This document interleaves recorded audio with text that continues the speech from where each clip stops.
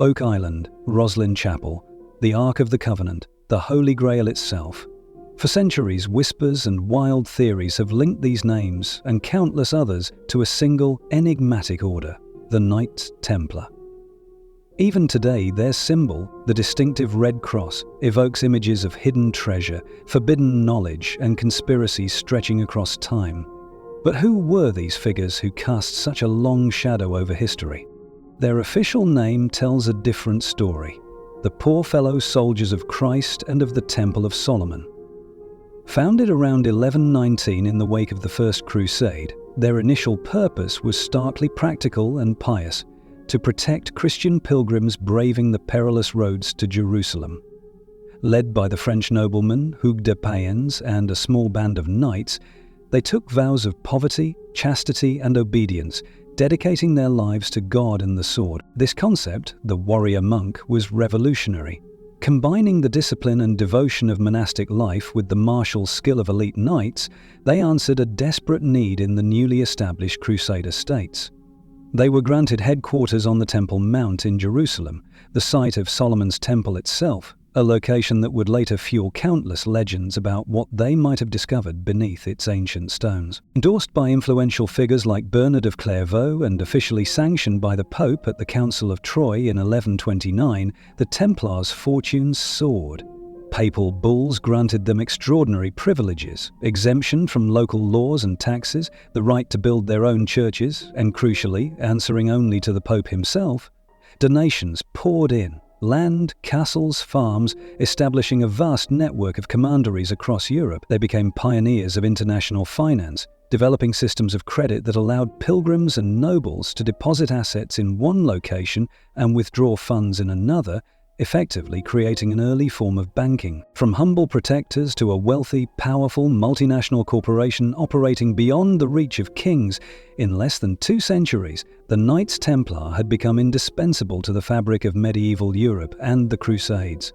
Their reputation as fearless warriors was legendary, often forming the vanguard or rearguard in critical battles. And then, the unthinkable happened.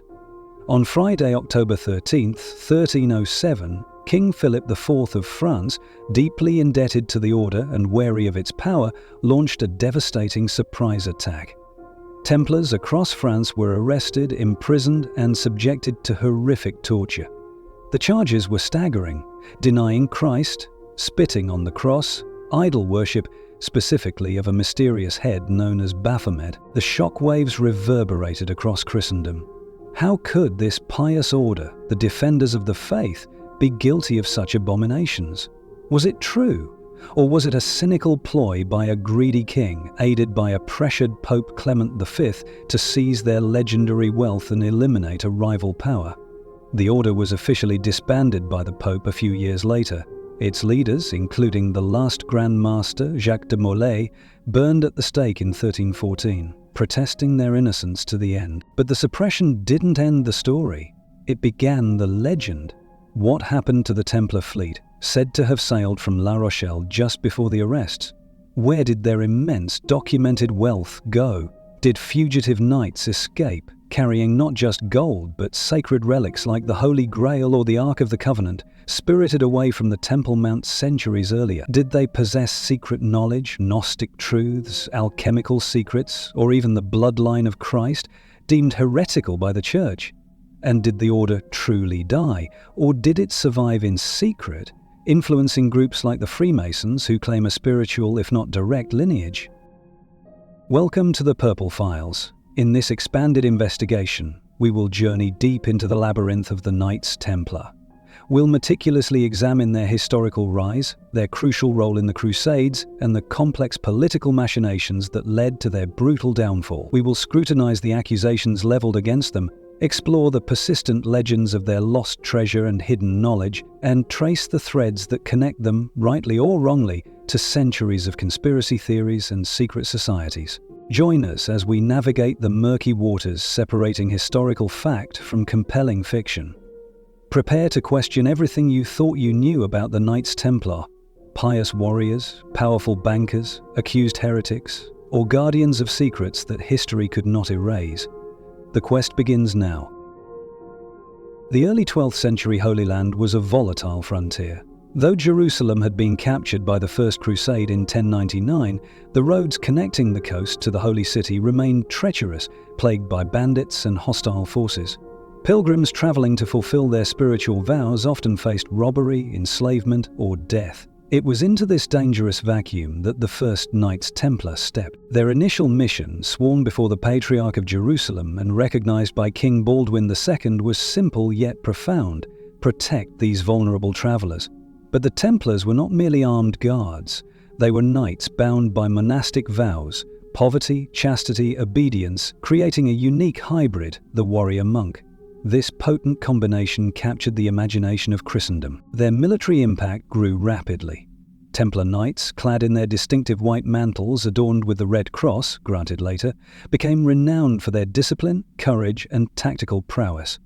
Unlike feudal levies, often prone to breaking ranks in pursuit of glory or loot, the Templars fought as a cohesive unit under strict command. They were often deployed as shock troops, leading charges that could break enemy lines, or as the disciplined rear guard, covering retreats and preventing routs. Tales of their battlefield heroism spread. At the Battle of Montgessin in 1177, a vastly outnumbered Crusader force, with Templars playing a crucial role, achieved a stunning victory against Saladin.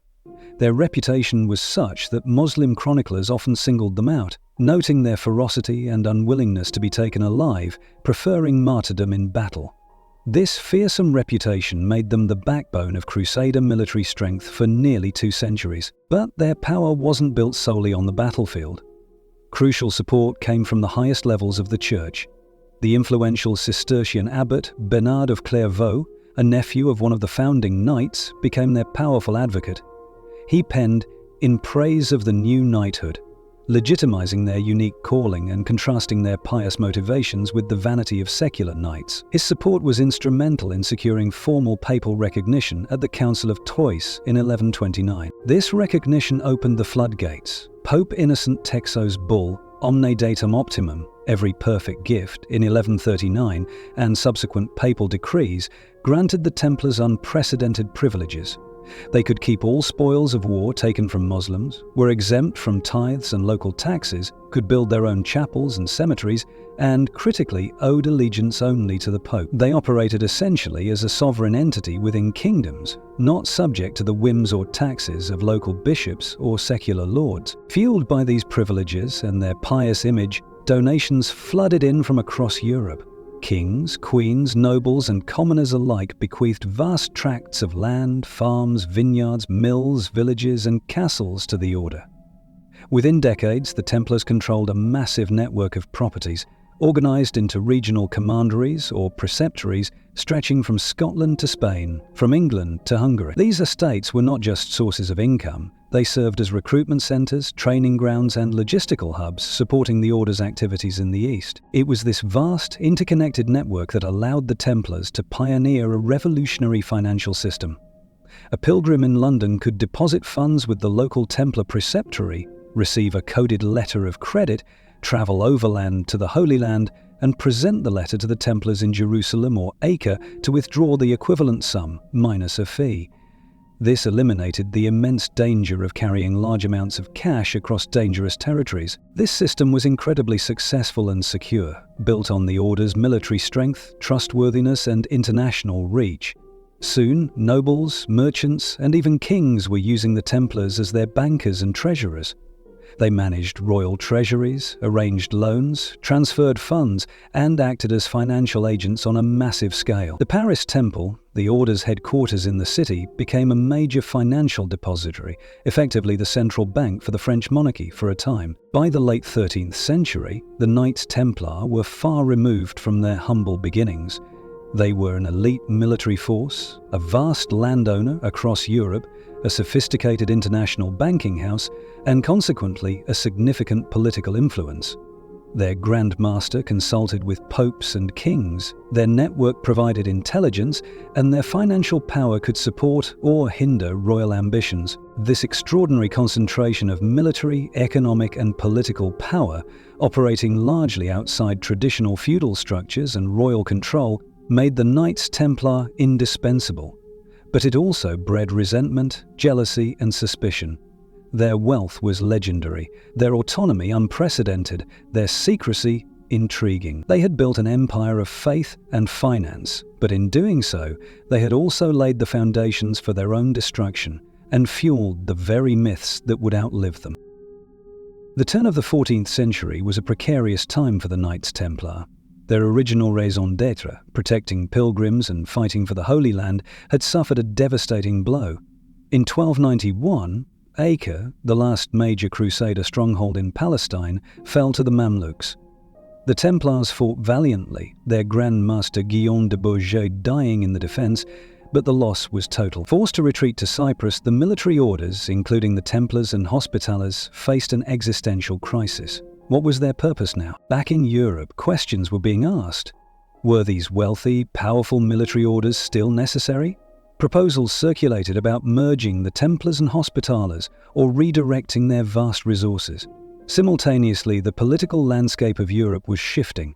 Powerful monarchs sought to consolidate their authority, often clashing with the supranational power of the papacy and independent entities within their realms.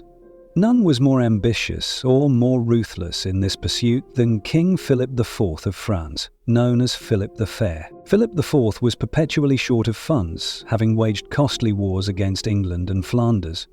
He had already debased the coinage, expelled the Jews, seizing their assets, and levied heavy taxes on the clergy, even briefly arresting a pope.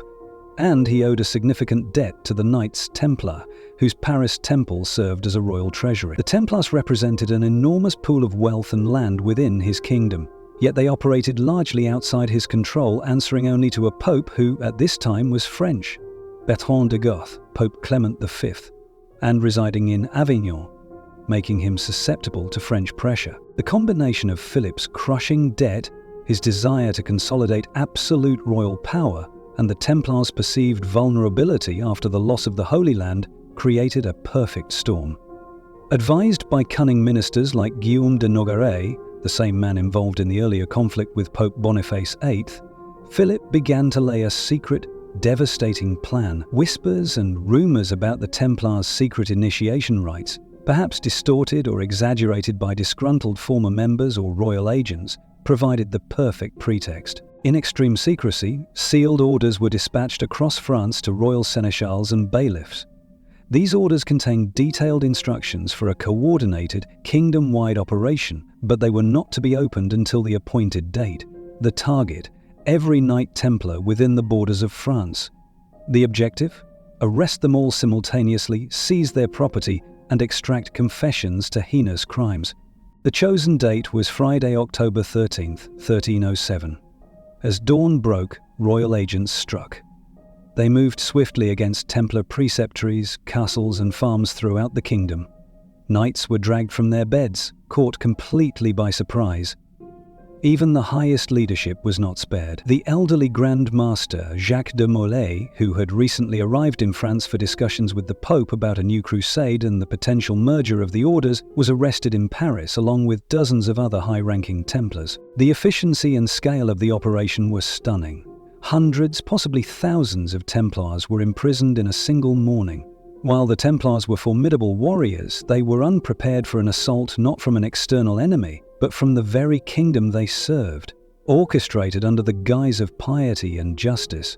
Their assets, castles, lands, administrative records, were seized by royal officials, though perhaps the vast hoards of legendary treasure Philip hoped for weren't immediately apparent. The seizure of their infrastructure and property was a massive blow. What of the Pope, the Templars' only formal superior? Clement V initially expressed outrage at Philip's unilateral action. However, facing pressure from the powerful French king and perhaps presented with early, likely coerced, confessions, Clement soon buckled. On November 22, 1307, he issued the papal bull Pastoralis Praeeminentiae, ordering all monarchs in Christendom to arrest the Templars in their own territories and seize their assets in the name of the Church. While enforcement varied greatly outside France, with rulers in England, Spain, Portugal, and Germany often showing much less enthusiasm, the Pope's bull gave Philip's actions a veneer of legitimacy and turned a French campaign into a Europe-wide suppression. And what of that date, Friday the 13th? Has this single event cursed the date forever? While the association is strong in the popular imagination, many historians believe the superstition surrounding Friday the 13th significantly predates the Templar arrests or developed later. However, the sheer drama and betrayal of that specific Friday have undeniably cemented its place in the darker side of folklore, forever linked to the downfall of the Knights Templar. The ambush was complete. The Knights Templar, once the powerful right arm of the Church, were now prisoners, their reputation systematically destroyed by a propaganda machine already churning out lurid tales of heresy and depravity. The stage was set for brutal interrogations, forced confessions, and show trials designed to justify the destruction of one of the most formidable organizations the medieval world had ever known. The fight for their survival and the birth of their legend had begun in the dungeons of Philip the Fair. The arrests were just the beginning. To justify the destruction of such a powerful and previously respected order, King Philip IV needed more than just imprisonment. He needed proof of unforgivable crimes, and the charges leveled against the Knights Templar, disseminated rapidly by royal decree, were designed to shock, horrify, and turn public opinion irrevocably against them. The accusations struck at the very heart of their identity as Christian warriors. First and foremost was heresy and apostasy. Templars were accused of denying Jesus Christ during their secret initiation ceremonies, sometimes even spitting, trampling, or urinating on the crucifix. This was the most damning charge, an act of ultimate blasphemy in the medieval world. Then came the charge of idol worship. Accusers claimed the Templars venerated a mysterious idol, often described as a severed head or a figure with multiple faces, which they called Baphomet. This idol, they alleged, gave them wealth and power, but demanded unholy worship in return. Further charges alleged obscene and illicit rituals. New recruits were supposedly forced to give the osculum infame, or kiss of shame, kissing the initiator on the lower spine, navel, or even mouth. Accusations of institutionalized sodomy were also rampant, claiming homosexual practices were encouraged or required within the exclusively male order. Financial corruption and abuse of the order's privileges were also mentioned, but it was the charges of heresy, blasphemy, and sexual deviancy that carried the most weight and provided the legal justification for Philip's actions under the auspices of defending the faith. But where did these shocking confessions come from? The answer lies in the brutal methods employed by Philip IV's agents, often operating under the framework of the Inquisition, though initially driven more by royal command than papal mandate. Immediately following the arrests, systematic torture was applied. Knights were subjected to the rack, stretching their limbs from their sockets. The strappado, hoisting victims by their wrists tied behind their back, dislocating shoulders. Burning coals were applied to the soles of their feet. Sleep deprivation, starvation, and psychological torment were commonplace. Under such agony, it's unsurprising that many knights confessed to anything their interrogators demanded. Dozens reportedly died under torture without confessing or from the injuries sustained. The confessions obtained were often formulaic, echoing the specific charges laid out by the royal prosecutors, suggesting they were fed to the victims. Crucially, when knights were briefly removed from the immediate threat of torture, particularly during later papal investigations, many bravely recanted their confessions, stating they had lied only to end the unbearable pain. The figure of Baphomet remains particularly enigmatic. No consistent description emerged from the confessions. Some described a head with one face, some with two or three, some bearded, some female, some a skull, some made of wood or metal. Some claimed it was covered in skin that felt strangely human. Crucially, despite extensive searches of Templar properties, no such idol that matched these descriptions was ever definitively found by Philip's men or later investigators. What could Baphomet have been, if anything? Theories abound.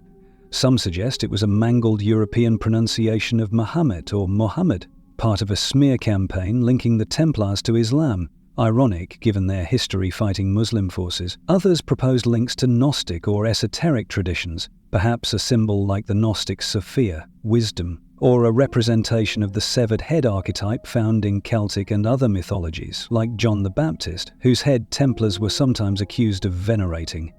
It might have been a reliquary containing a saint's skull, misunderstood or deliberately misrepresented. Or perhaps it was simply an invention, a bogeyman conjured by the prosecution to solidify the charges of idolatry. Similarly, the secret initiation rites were likely distorted. Secret ceremonies were common in medieval guilds and orders, often involving symbolic tests of faith or loyalty. Could a ritual involving a symbolic denial of Christ, designed to test a recruit's resolve or simulate the pressures they might face if captured by enemies, have been twisted into genuine apostasy? Could kisses of peace or fealty have been perverted into the kiss of shame?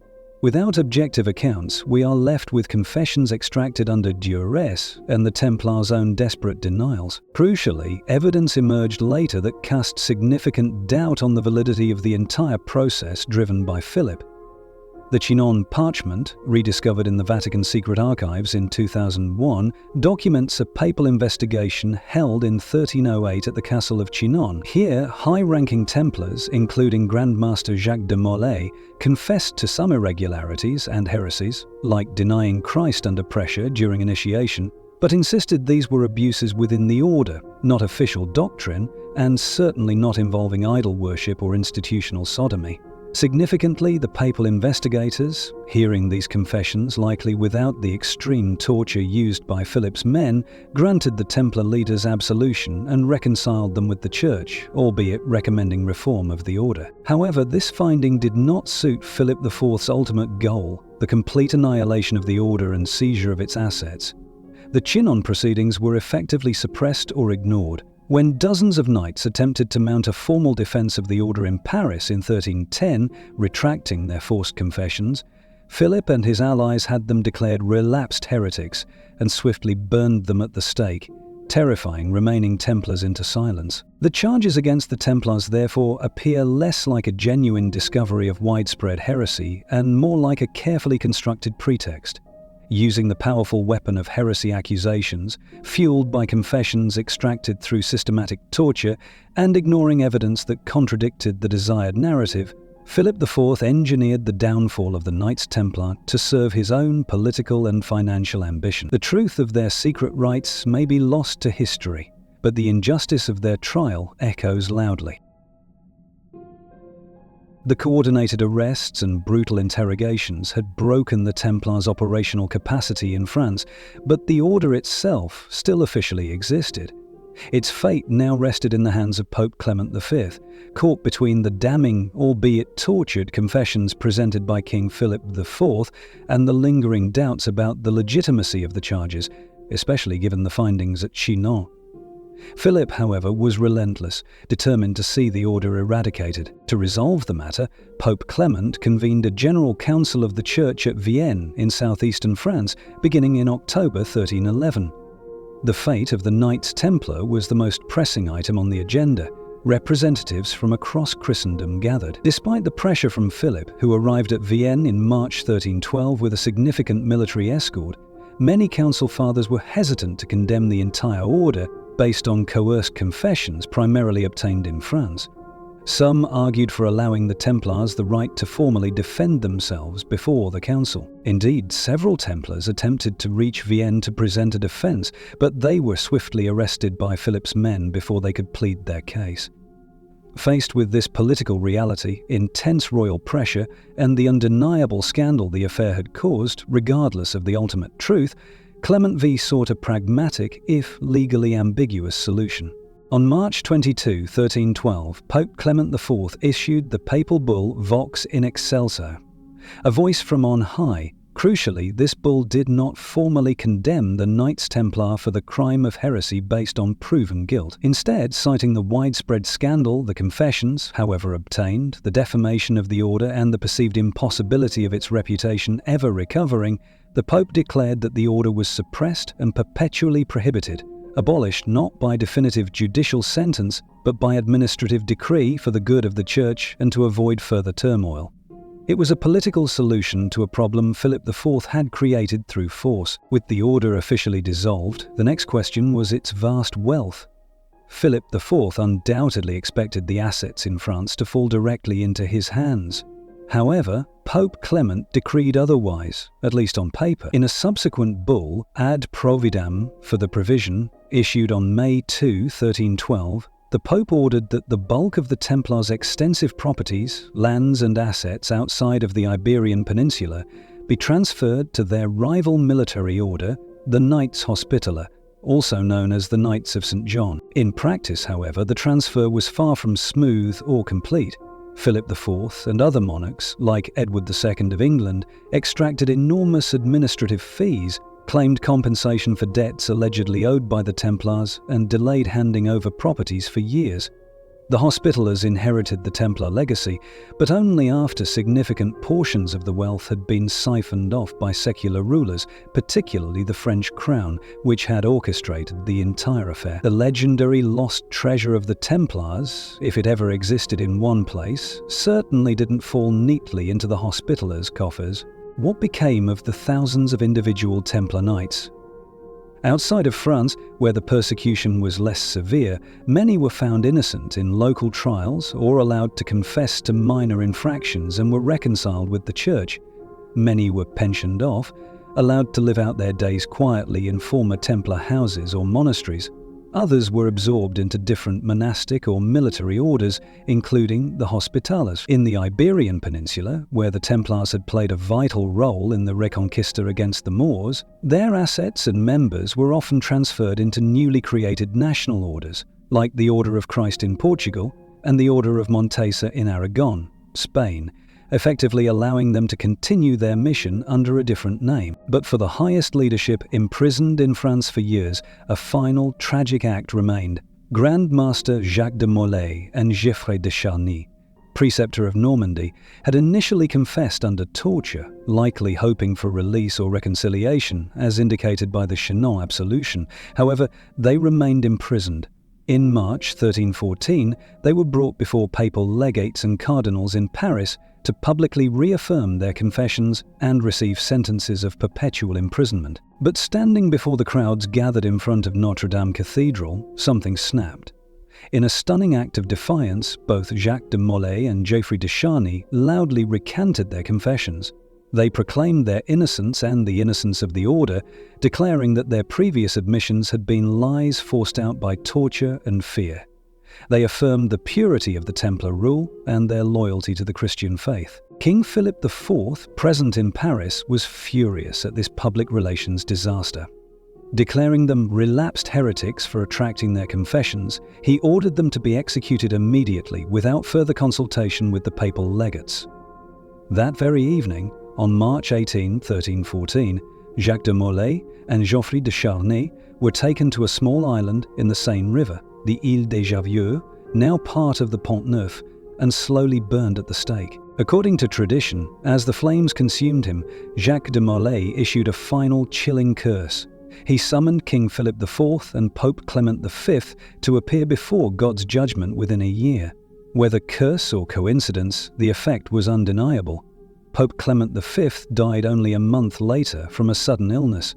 King Philip IV died before the year was out, following a hunting accident. The Capetian dynasty itself, which had ruled France for centuries, began to crumble soon after, lacking direct male heirs. This dramatic end, and the supposed curse, became a cornerstone of the enduring Templar legend. The Knights Templar, as an official entity, were gone, extinguished by royal ambition, papal acquiescence, and the flames of the stake. Their assets were scattered, their members dispersed. But the questions remained.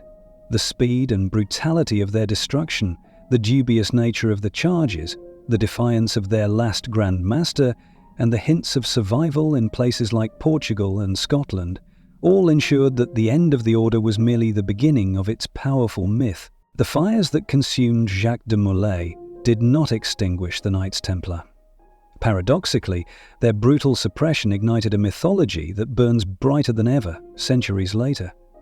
The official order was gone, but the questions left unanswered, the perceived injustice, and the sheer scale of their former power fueled immediate speculation and enduring legends.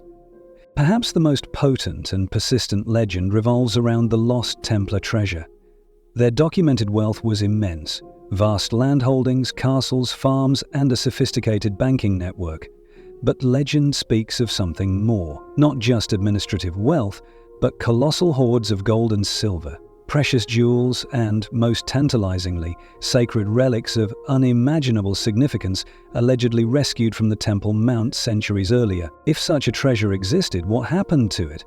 Philip IV certainly hoped to seize it, but contemporary accounts suggest the French crown was disappointed by the amount of liquid assets found during the raids. Did the Templars, forewarned of the impending arrests, manage to hide it? One persistent story involves the Templar fleet, docked at La Rochelle on the French Atlantic coast. Legend claims that on the eve of the arrests, 18 ships slipped anchor and sailed into the unknown, laden with the Order's treasure and archives. Where might they have gone? Scotland is a popular candidate. King Robert the Bruce was excommunicated by the Pope at the time, meaning papal bulls dissolving the Order might not have held sway there. Some theories even place Templar knights fighting alongside Bruce at the pivotal Battle of Bannockburn in 1314, contributing to the Scottish victory.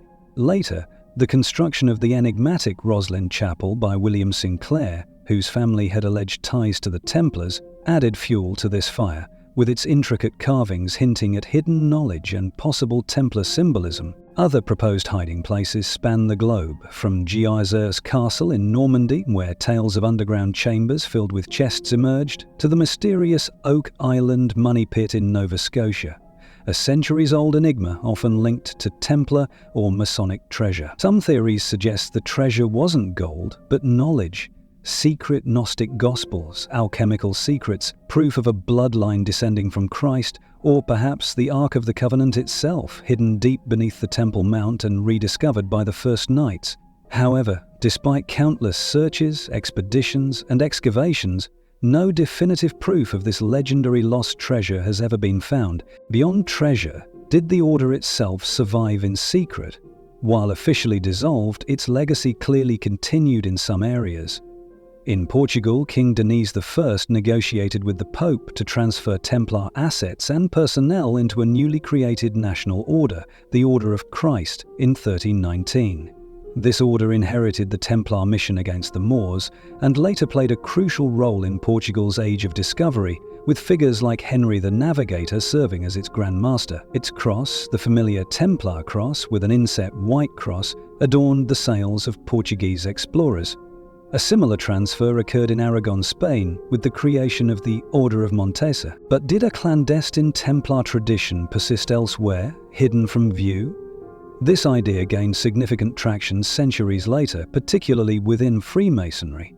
Starting in the 18th century, Masonic orators, most famously the Chevalier Ramsay, began claiming a historical lineage or spiritual connection between medieval Templars and modern Freemasons. Several Masonic rites and degrees developed with Templar themes, names, and symbolism, such as the Knights Templar degree within the York Rite. While Freemasonry shares ideals of brotherhood, esoteric knowledge, and charity with the historical Templars, and undoubtedly drew inspiration from their legend, mainstream historians find no credible evidence of a direct, unbroken organizational lineage from the 14th century Knights to 18th century Masonic lodges.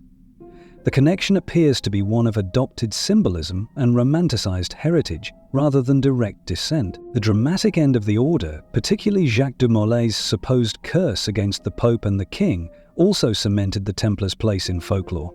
The swift deaths of both Clement V and Philip IV within a year seemed to confirm the Grand Master's final words, adding a supernatural dimension to their story, and suggesting that powers beyond the earthly realm were involved in their fate. Today, the Knights Templar continue to exert a powerful pull on the popular imagination. Numerous modern organizations call themselves Templars, though most have no historical connection to the original order.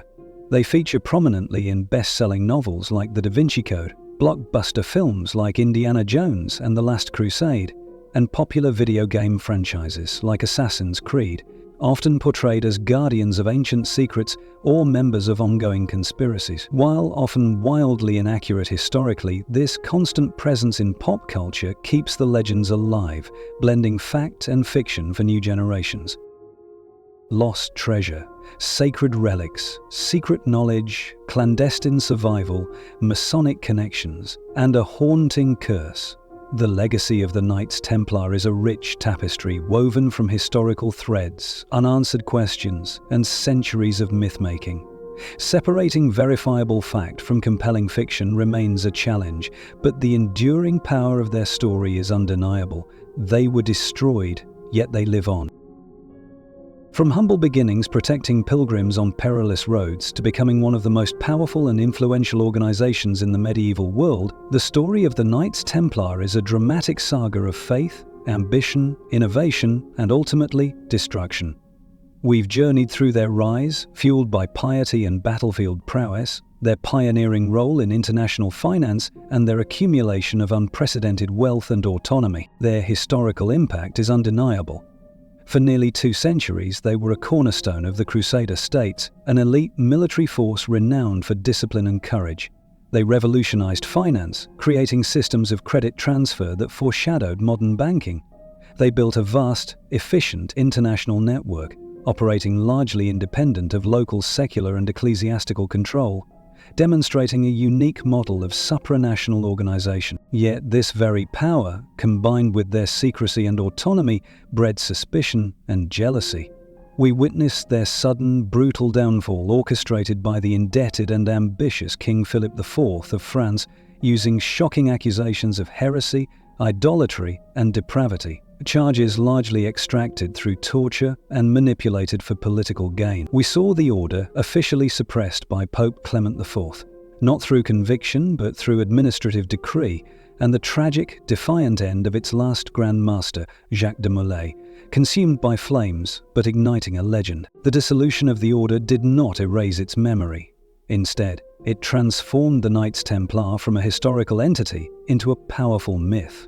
The whispers of lost treasure, hidden knowledge, sacred relics like the Holy Grail, clandestine survival in places like Scotland or Portugal, and purported links to secret societies like the Freemasons have captivated imaginations for centuries. These legends speak to a deep human fascination with secrets, conspiracies, and the possibility that powerful truths lie hidden beneath the surface of accepted history. It is crucial, however, to distinguish between the historical Knights Templar, the documented military, religious, and financial institution, and the Templars of legend. While the historical order provides the fertile ground, the myths often grow far beyond verifiable fact. There is no credible evidence for a direct, unbroken lineage to modern Freemasonry, nor has the legendary treasure ever been found. The historical Templars were complex figures, pious warriors, yes, but also shrewd administrators and powerful players in medieval politics, not simply Grail guardians or members of an ancient conspiracy. Why does their story continue to resonate so powerfully today? Perhaps it's the inherent drama of their meteoric rise and catastrophic fall. Perhaps it's the perceived injustice of their end, a cautionary tale of how power can corrupt and destroy. Perhaps it's the allure of the unknown, the gaps in the historical record that invite speculation about secret rites and hidden wisdom. They embody potent archetypes: the warrior monk, the faithful guardian betrayed, the keeper of secrets. The Knights Templar serve as a potent reminder of how history is written, interpreted, and often mythologized. Their story shows how fear, ambition, and political expediency can dismantle even the most formidable institutions. It demonstrates the enduring power of narrative, how legends can overshadow reality and shape cultural memory for centuries. Destroyed by kings and popes, the Knights Templar paradoxically achieved a form of immortality through the very controversy surrounding their demise. Their echoes resonate through history, legend, and popular culture, a testament to a brotherhood that, even in dissolution, refused to be forgotten. Their tale is not just a chapter from the medieval past. It is a story that continues to unfold in the questions we ask and the mysteries we seek to unravel. What secrets do you think still lie hidden? Let us know in the comments below. For more explorations into the unexplained, subscribe to the Purple Files. Thanks for watching.